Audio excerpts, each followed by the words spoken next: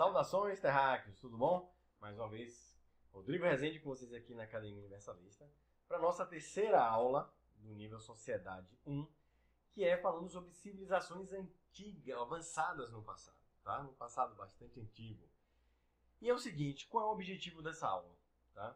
Vimos na aula anterior que essa questão da possibilidade de povos mais avançados terem nos visitado, vamos levar a essa possibilidade. Estávamos falando de Iraque. Será que existem outros vestígios ou algo que nos faça pensar no resto do planeta? Então vamos dar uma olhadinha em algumas coisas aqui para ver se a gente começa a buscar novas perspectivas. Vamos começar por alguns desenhos rupestres, que são aqueles desenhos muitas vezes encontrados em cavernas, nas paredes de algumas cavernas, algumas pedras. Vou destacar alguns, tá, aí embaixo. Na esquerda vocês estão vendo antigos desenhos de indígenas Hopi, tá? Nos Estados Unidos, ali na América do Norte, onde esses indígenas têm uma cultura interessantíssima. A gente ainda vai voltar a falar sobre eles em algum outro momento.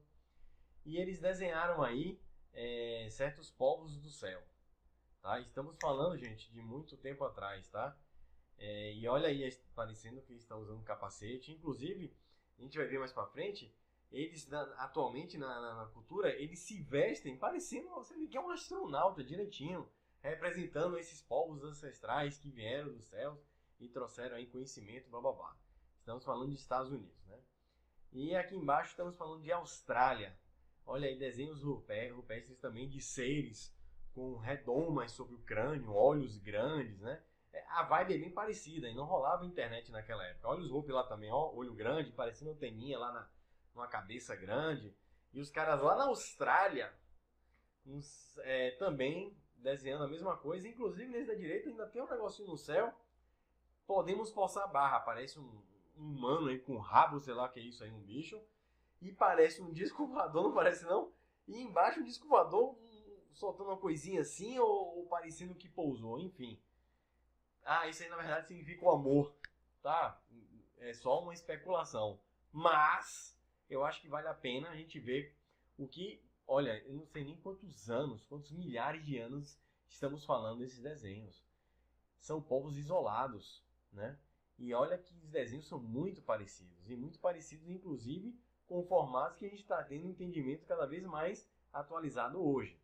Então, desenhos rupestres, ó, coisas das cavernas, já estamos falando sobre esse assunto, essa grande possibilidade. Vamos agora para o Brasil. Tem aqui na Paraíba não, que estou falando aqui da Bahia, lá na Paraíba, minha terra natal, tem a chamada Pedra do Ingá, que eu não tive ainda a oportunidade de conhecer. Mas existem poucos estudos e a maioria dos símbolos não foram ainda compreendidos. Dizem que há uma ligação muito grande com a cultura indígena local, mas boa parte desses hieróglifos, dessa simbologia, não é bem compreendida. E tem certas representações interessantes e muitas delas eles não sabem exatamente nem como é que um povo das antigas fizeram, tá? Então vocês podem ver nessa rocha aí na frente, num piso, no chão, é uma área bem grande. É um local que eu pretendo conhecer e certamente quando eu for eu vou documentar para vocês. E aqui embaixo, inscrições no leito do Rio Ingá, ainda não decifrados, tá? E não só nessa pedra, mas toda a região, leito de rio, você vê simbologias completamente diferentes e algumas consideradas avançadas a forma como elas foram feitas. Também algo que está muito cercado de um misticismo e muitos apontam como verdadeiras e possíveis obras não terrenas, tá, nessa região. Mas vamos lá, e certamente é um assunto que a gente vai voltar a falar em algum momento, ou aqui na academia ou fora dela. Vamos agora para a América do Sul. Fomos para a Austrália, América do Norte, Brasil, agora aqui na América do Sul. A América do Sul é fantástica. Eu vou destacar, gente, algumas coisas nesse momento, tá? Não é explicar todas as culturas, mas é falar o seguinte. Pumapunco, tá? Vou ler aqui, é um sítio arqueológico composto de um grande complexo de templos e monumentos localizado em Tiwanaku, Bolívia. O Gianluca, que é um dos coordenadores aqui, teve a oportunidade de estar lá pessoalmente. E eu posso dizer para vocês, até eu acho que aquele H do canal History, eu acho que é baseado nas pecinhas de Lego que Pumapunco fez. Puma Punku, eles criaram essa civilização, que é são ruínas muito antigas. Eles criaram um sistema de construção onde eles criavam blocos, e esses blocos eram transportados para um outro local e lá eles montavam gigantes estruturas. Praticamente era um Lego mesmo, iam encaixando. E, gente, os encaixes eram de precisões absurdamente milimétricos. Coisa de uma peça encaixar na outra, ângulos retilíneos e não entrar nenhum cartão de crédito. Não passar nem ar, nada. Uma precisão monstra, tá? E aí embaixo vamos ver algumas imagens. Existem alguns relatos, aí o Gianluca até fotografou pra gente, um espaço que ele relatava, se não me engano, algumas autoridades, e tem alguns que são traços bem nítidos, olhos maiores, o formato do crânio, que lembra muito alguns relatos muito antigos de seres do espaço. Olha aqueles pedregulhos lá embaixo, gente, lá na esquerda no cantinho. Dá pra ver até umas 2 pessoas caminhando um pouco na frente. São pedras gigantescas. E, gente, elas estão encaixadas. Elas foram cortadas, Deus sabe como, e foram encaixadas de não passar nada entre uma e outra. É uma precisão, não sei como os caras fizeram. Ninguém sabe como eles conseguiam cortar e construir com essa eficiência. Olha embaixo o destaque aí de um canto, uma quina, né, esculpida em um pedaço de rocha. É de uma precisão monstruosa. Naquela época, eles acreditavam que eram ferramentas rudimentares, madeira, uma pedrinha, enfim.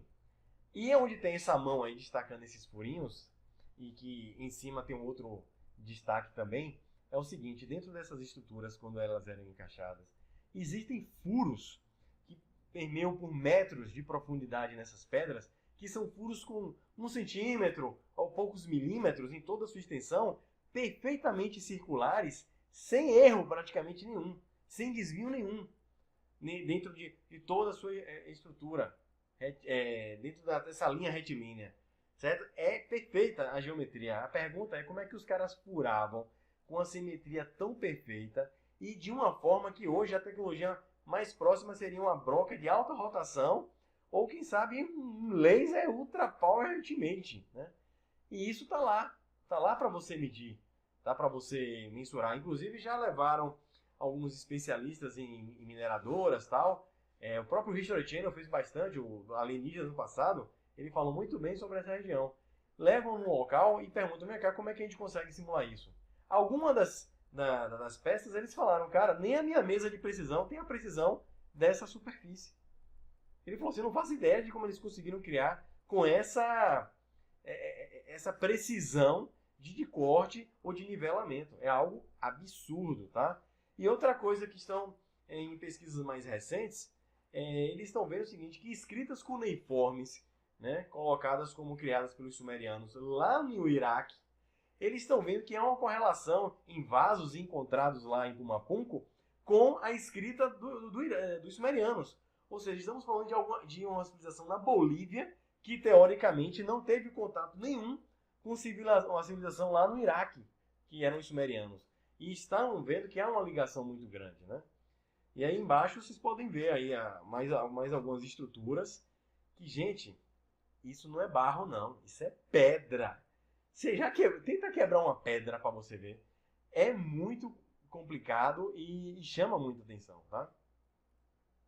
E agora vamos voltar ali para a América do Norte. Vamos falar dos Hopis, né? Que a gente falou lá nos desenhos rupestres e significa povo pacífico. É uma nação indígena dos Estados Unidos da América, ali a região do Arizona. E aí uma imagem aí de povos dos Hopis, né, mais recentes, e algumas imagens vocês estão vendo aí. Uma coisa que me chama a atenção nessas imagens são seres completamente diferentes em relação ao que era retratado como humanos, nos desenhos que eles colocavam. Aí no centro, embaixo, mais nítido, seres com chifres, com artefatos ao redor da cabeça, tal. Esses povos que vieram do céu. E junto desses povos do céu, estava sempre representado uma espiral. E dentro de uma geometria da espiral, parece o seguinte: imagina que a espiral em 2D vai ser assim, certo? Agora imagina que é um túnel. E você está vindo essa espiral dentro de um túnel. Lembra muito a geometria, se você já fez o caminho universo, você vê que chama atenção. Muita gente correlaciona isso a portais, a túneis, enfim, a uma porrada de coisa, né? E aí embaixo vocês estão vendo alguns bonecos que os Hopis fazem nas suas comemorações, nas suas danças, que representando uma vestimenta que eles colocam em homenagem a esses seres, essa galera que veio ensinar os antepassados. Tá? Então, é mais uma vez uma civilização falando da galera de fora, a galera de fora, e olha o bonequinho aí, com capacete, olho e boca aparecendo, um negocinho na cabeça, umas peninhas ali para dar um tchan no negócio. Mas, gente, é uma vestimenta, tá? E na direita ali, eu coloquei ali sobre profecias Hopi. Gente, eu pensei que eu tinha tirado esse negócio do Facebook e voltou, mas enfim. Minha amiga Fátima Brasil, do grupo Nassim Harami falando alguma coisa. Fátima, beijão pra você, sei que você vai ver isso aqui. Lá no cantinho eu coloquei profecia Hopi e mitologia da criação do mundo, que é o seguinte, eles têm uma visão fantástica que esses povos ensinaram a eles sobre a criação do mundo. Dizem que existem etapas, lembra muito que os maias também falavam, né? Ciclos, onde um mundo cai e o outro surge de outra forma, né? E aí às vezes é destruído pelo fogo, depois é pelo gelo, etc. Tal. E eles falavam sobre o tal de uma estrela azul catina, alguma coisa assim. Por isso que eu botei aquele cometinha. É como se fosse um cometa azulado, que ele fala que ele é um dos responsáveis pelas transformações do planeta. Ou seja, aí eu lembrei logo o quê? Onibiribis. Enfim, cometa. Segundo o Sol chegar, vão achar que é um cometa e não é. Enfim, mais uma coisa, pode ser uma viagem muito louca desse cara que vos fala, mas eu acho que é o seguinte, estamos falando de povos muito antigos, certo? Pessoal ali que está... Oi, Fátima, continua falando. Gente, eu vou arrancar esse negócio, esqueci de tirar a internet, ó, foi um vacilo meu. Mas os Hopi tinham uma visão muito interessante, deem uma olhada a respeito da criação do mundo e a profecia deles em relação ao fim desse mundo e o início de um outro, tá? Ou seja, de uma nova era. Agora vamos viajar para o Oriente. Lá para o Oriente, para o outro lado do planeta. Lá, China, Japão, Índia, praticamente Mongólia, todos os países lá têm histórias semelhantes. Eu destaquei só alguns pontos que são mais conhecidos. Na Índia, a Índia é um negócio muito surreal, muito louco, lá, uma cultura muito antiga.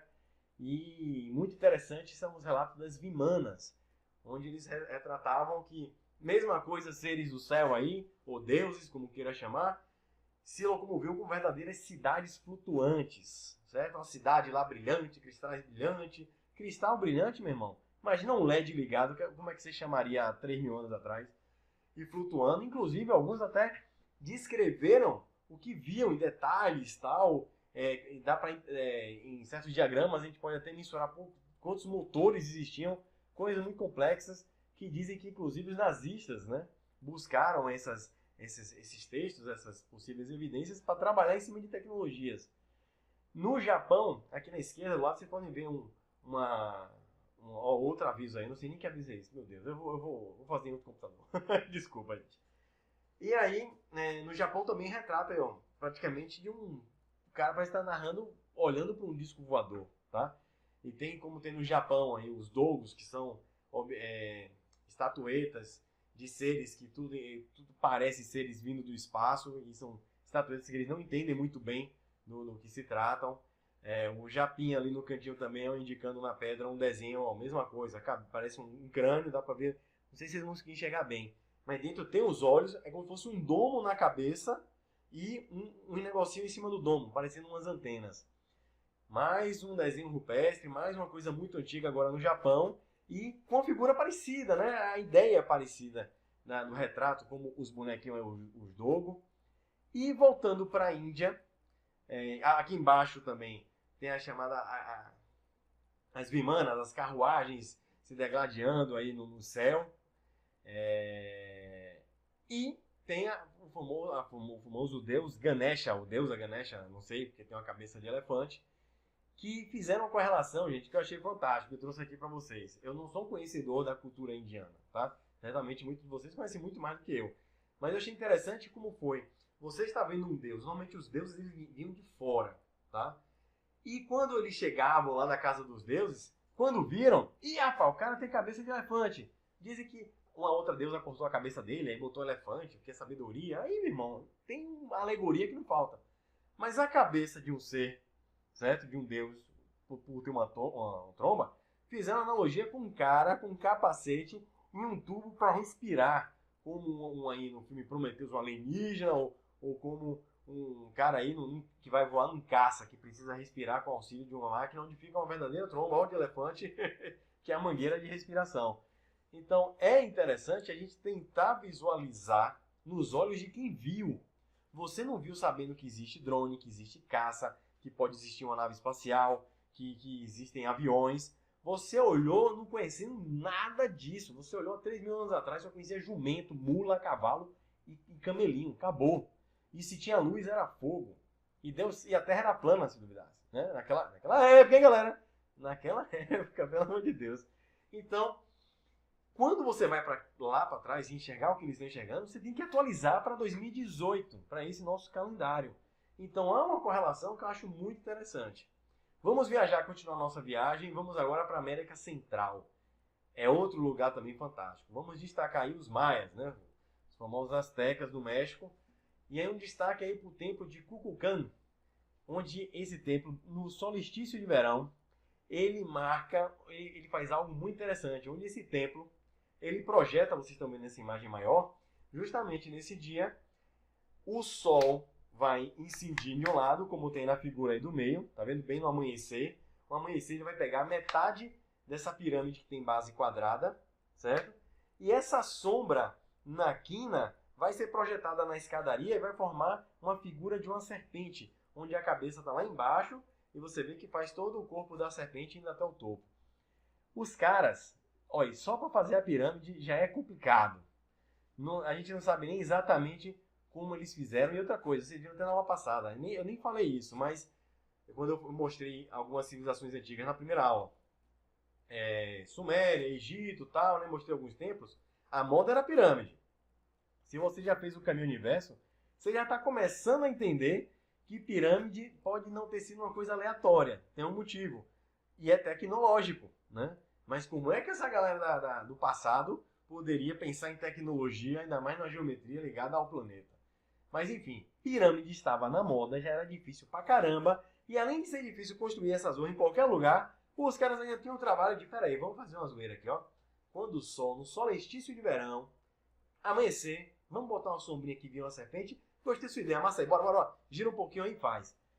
É muita loucura, cara. Imaginar hoje em dia já não é fácil. Imagina milhares de anos atrás, tá? E temos aí o famoso astronauta, que eu esqueci o nome dele, acho que eu coloquei em outro slide, lá também dos maias, que a gente chama de astronauta, mas é uma pedra com um desenho. Aqui embaixo tá original, aqui no meio tá ela colorida, tá? E aqui no canto foi uma modelagem em 3D, uma estatueta que fizeram em 3D baseado nesse desenho, transformando de 2D para 3D. Aí existe conspiração, na verdade todo isso em cima representa uma coisa, o trono que o cara tá representa outra. Enfim, estamos especulando aqui, especulação por especulação. Eu estou vendo um cara sentado em equipamento, onde embaixo de onde ele está sentado está soltando chamas, certo? Com algo perto do nariz dele, ele segurando em um painel, certo? E isso em pé, ó. Aí lá na direita vocês estão vendo o cara com o pé em pedal, segurando um negócio no nariz, pegando fogo. Cara, o cara tá num verdadeiro foguete, velho. Foguete aberto, sei lá o que é. Mas lembra muito um maquinário. Né? E aí a questão é, pô, velho, porque os maias fizeram um cara sentado em um maquinário pegando fogo, né? E na posição mesmo de cockpit. Quero que vocês pensem só. Vamos agora continuar nossa viagem na América Central. América Central a gente pode deixar também falar dos Incas. E aí destacando aí na sua direita, ó, as famosas linhas de Nazca. Que por sinal recentemente descobriram mais linhas dessa. Gente, tem figuras de beija-flor, de aranha, de macaco. Uma porrada de figuras que você só consegue definir o que elas são de avião. Inclusive tem esses passeios de avião pequenininho, para você enxergar. Por que essa galera ia fazer figuras tão grandes? E outra, bem no meio aí, em cima desse aviãozinho amarelo, que eu vou falar já o que é, tem uma imagem muito alta, parecendo uma pista de pouso, né? Começa larga e vai afinando. E isso é imenso. É muito longo, tá? Também mesmo feito nessa região. E é o seguinte, nessa região difícil sobrevivência, eles precisavam, imagina você nessa região aí, pegar alimento, né? Cuidar de sua família, de sua tribo. A coisa já não era fácil a sobrevivência dos Incas nessa região. E o tempo que você demandava para criar essas figuras era monstruoso. Você tinha que movimentar a população inteira para levar anos e anos para você conseguir construir certas figuras. Aí a questão é por que os caras tinham um trabalho desgramado desse só para ser visto do céu? Ah, vamos agradar os deuses, vamos agradar quem veio de cima, vamos agradar aqueles que podem enxergar. E aí, bem no centro, lá em cima, tem uma imagem de um boneco, isso imenso, né, numa colina, com um cabeção e os olhos grandes. De novo! Estamos agora em uma outra civilização e a mesma ideia e sempre correlacionada ao céu. Ou seja, a questão dos deuses astronautas, civilizações no passado, ou seja, da panspermia ter se evoluído juntamente com uma intervenção e um intercâmbio sideral, está cada vez ficando um pouco mais evidente, né, por nossos antepassados, por povos antigos que viveram aqui. E falando também de uma civilização pré-colombiana, lá na Colômbia, esse avião amarelinho que vocês estão vendo aí embaixo, estou falando avião porque é avião mesmo, é o Quimbaya. A gente ainda vai falar sobre ele mais para frente, tá? Gente, olha o que é esse objeto. O objeto tem duas asas, tem as asinhas, vamos chamar assim, que são os estabilizadores atrás, horizontais, e um estabilizador vertical, a chamada cauda do avião. Não, isso não é um avião, isso representa o amor da Quimbaya dos colombianos lá. Isso é um avião, inclusive os cientistas, eu vou mostrar um vídeo, não sei se é um vídeo ou uma imagem mais pra frente. Eles fizeram, mas será que esse avião voa? Adivinha? Vocês não fazem ideia. Olha as pedras aí embaixo. Olha o tamanho da moça encostada em uma pedrinha. Gente, carregar a pedra já é complicado de você imaginar. Correto? Correto. Trazer a pedra de longe e colocar aí, mais complicado ainda. Agora, cortar a pedra, colocar uma e cortar outra que encaixe, cortar outra que encaixe e sair cortando todas, personalizado para aquele lugar.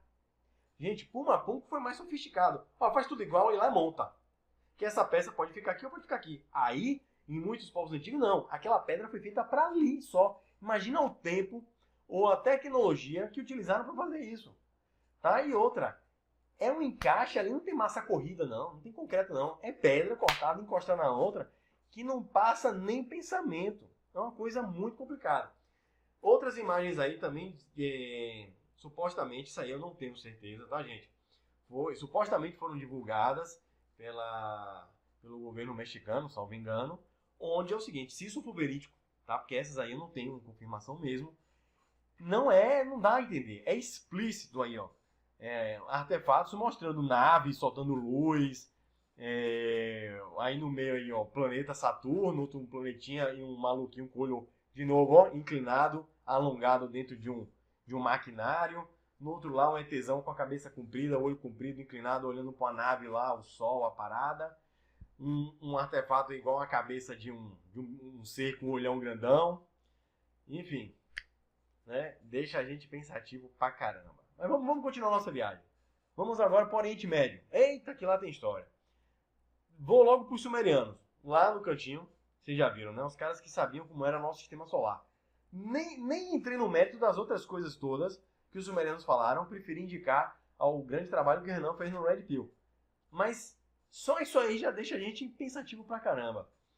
E outra, vamos pro Egito agora. O Egito, eles acharam esse desenho aí do meio, tá? Tem um corte, em cima tem parecendo um vaso, é a chamada pilha de Bagdá.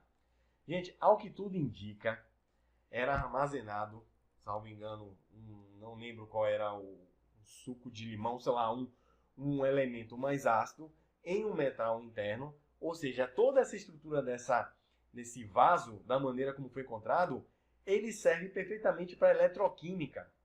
Ou seja, há uma produção de eletricidade a partir da reação química de metais e soluções ácidas. Egito. Inclusive essa imagem do meio, supostamente, é do Egito lá, do egípcio, cara grandão, segurando uma flor que está com um fio ligado na parede lá e saindo um feixe luminoso. E o que está dentro aí, que parece uma cobra, ó, ondulatório. Dá até entender que ele está iluminando com uma onda, né? Ah, não, Rodrigo, isso aí na verdade representa o amor egípcio. Vamos especular, mas os caras estão especulando dentro de uma tecnologia absurda e artefatos indicando a possibilidade dos egípcios terem utilizado energia elétrica. Gente, isso é muito louco, velho. Aí no lado tem as pirâmides aí do Egito, que isso aí merece um carinho especial. Porque as pirâmides são coisa de louco, louco mesmo. São mais de 2 milhões de blocos de 5 a 50 toneladas, né? E no subsolo. Recentemente, agora em 2018, um estudo de emissões de raios cósmicos, eles encontraram, assim, indiretamente, novas câmaras dentro da Grande Pirâmide. Ou seja, a gente nem conhece as pirâmides ainda direito.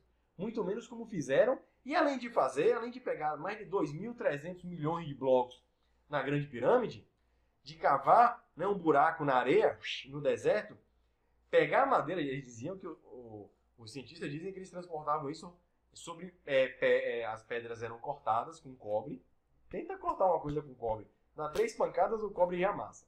Mas enfim, eles dizem que cortavam as pedras com cobre, colocava a pedra sobre toras de madeira que eles pegaram ali no deserto, molhava com a água do deserto a areia toda, que a areia é difícil a areia secar no deserto, né? Então é água pra caramba do deserto, iam rolando essas pedras facinho e colocavam lá em cima também, porque iam subindo com rampas e tal, isso sem usar polia, sem usar corda, sem usar nada desse jeito, né?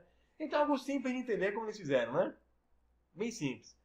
Mas não é só isso. Pera aí, não vamos só construir coisas gigantescas com câmeras internas que se a luz bater em tal hora aqui, ilumina a zorra toda, tal, essa geometria, que você pegar a geometria aqui, você vai achar o número π, e que tem a famosa geometria sagrada, e que se você pegar o topo da pirâmide com o centro da base de baixo, o desvio padrão é de menos de 1 polegada, em cima de 2 milhões de blocos colocados assim, meio que na doida, na tora, um desvio padrão desse absurdo. Não, ainda vamos fazer o seguinte, fez a pirâmide, não, agora gira para alinhar com Órion, velho. O negócio é muito surreal. Ainda é com alinhamento astronômico. De novo, céu. E os caras falando, essa tecnologia, essas paradas aí, velho, não tá bom não. É pros caras lá, ajuda dos caras do céu. Mais uma vez. Aí embaixo, salvo engano no templo de Osíris, tem esse desenho. Aí eu te pergunto, o que é que vocês enxergam aí embaixo na esquerda?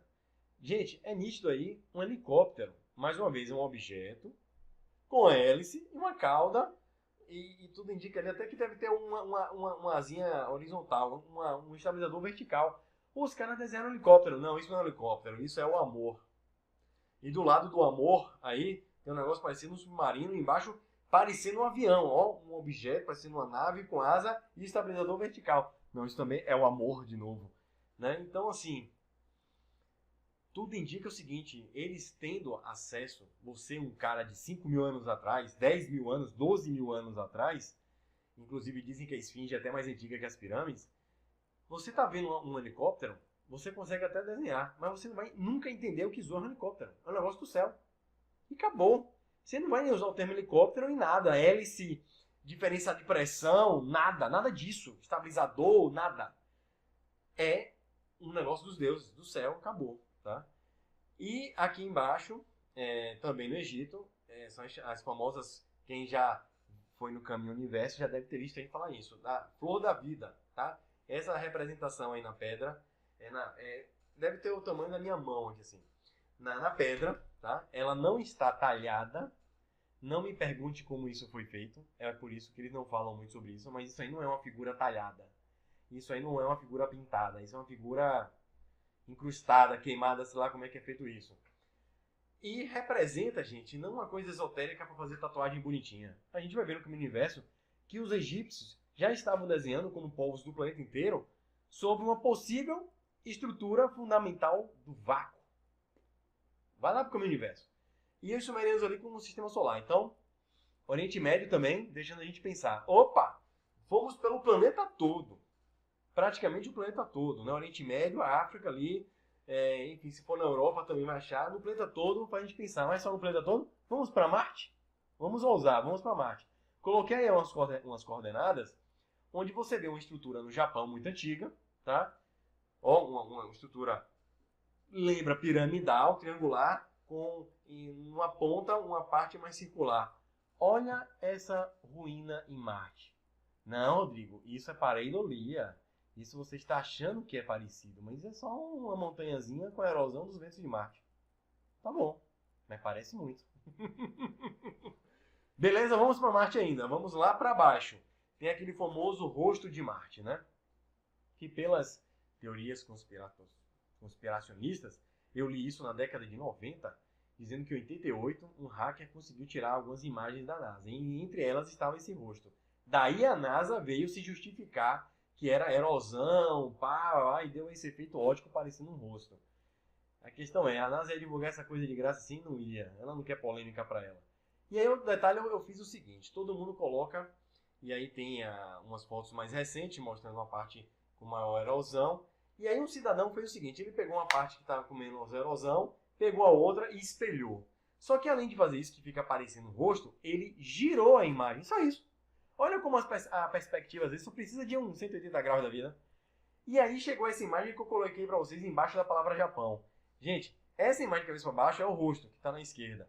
Ela aí, invertida, isso fica muito nítido, parecendo uma cabeça grande, ó, olhos e ombros. É um busto. Fica parecendo um rosto, um crânio e ombros. Um busto, uma montanha inteira esculpida como um busto. Tem também as coordenadas aí em Marte, se você for curioso, tá? Deixa a gente pensativo. Ah, Rodrigo, pareidolia, gente, é que nem você olhar para a nuvem e dizer que está vendo um jacaré, tá? E realmente, em muitos casos, é pareidolia. Mas tem alguns que deixam a gente pensativo, né? Mas sabendo que existe uma história oculta, uma ciência oculta, que tem muita conspiração realmente que existe aí. Vamos para Marte também, outra foto aí da NASA, onde estão circulados duas pedrinhas, que também dizendo que é pareidolia. Mas existem várias pedras. Gente, um fóssil é uma pedra. Não sei se você sabe, não é um osso congelado. É um osso que foi absorvendo o minério e deixou de existir osso. Ali é um minério. Só que a formação dele é diferente do minério que está fora, então dá para ver uma diferenciação. Mas um fóssil é uma pedra, é um minério, tá? Onde já foi osso um dia. E quando você olha essas duas pedrinhas, gente, principalmente na esquerda, é igual, não é parecido, é igual a um crânio de uma ave. É igualzinho. Tem vários crânios, possíveis crânios, vamos chamar assim, né? Na superfície de Marte. Tem muita coisa em Marte que vocês não fazem ideia na própria foto da NASA. Quer dizer, a pareidolia. É só, eu acho que eles copiam e colocam pareidolia em todas as fotos e assim fica. Na direita, a região onde tem a suposta face, eu prefiro chamar de busto hoje, é só virar de cabeça para baixo, tem regiões parecendo de estruturas, lembrando uma ruína de uma cidade, montanhas com estruturas piramidais ou semelhantes, ou enfim, eu acho que é a região de Sidônia ali. Deixa a gente pensativo também, tá? Ou seja, além... Epa, eu tô sentado, eu tava em pé, mas o joelho não permitiu, e agora aqui eu quase vou numa vídeo cacetada. Ah, rapaz, quebrou a roda, hein? Isso é coisa dos reptilianos. É a NASA tentando me derrubar, mas não cai não. Vou ficar direito aqui. Então, voltando. Deixa a gente pensativo. Ó, o planeta inteiro, antigamente, falando coisas parecidas, sempre se relacionando ao céu, fazendo estruturas altamente complexas e sempre ligando aos deuses. Aí quando você vai em Marte, tem até estruturas semelhantes, parecidas. Ou seja, a panspermia, ou seja, o material genético da Terra, provavelmente veio de fora. E existem evidências aqui que mostram que lá fora também a vida rola e rolou desde sempre, tá? Então, gente, a viagem do conhecimento continua. Essa aula foi só para pincelar, para mostrar que por muito superficial que seja e por muito pouco, já tem coisas na história da humanidade, das culturas, que deixam a gente pensativo. Porque todos os povos antigos, gente, eles se correlacionavam com os deuses. E o que a gente vai ver nas próximas aulas é o que leva você a chamar algo de Deus, né? E o porquê será que isso aconteceu? Então espero que vocês estejam gostando. Aguardo aí o comentário de vocês. Vamos trocar essa ideia e vamos construir aí novas perspectivas. Beleza? Vamos lá que a viagem continua. Abração. Eu vou consertar a cadeira e vou tirar essas notificações aqui bizarras da internet. Beleza? Valeu, gente. Abraço.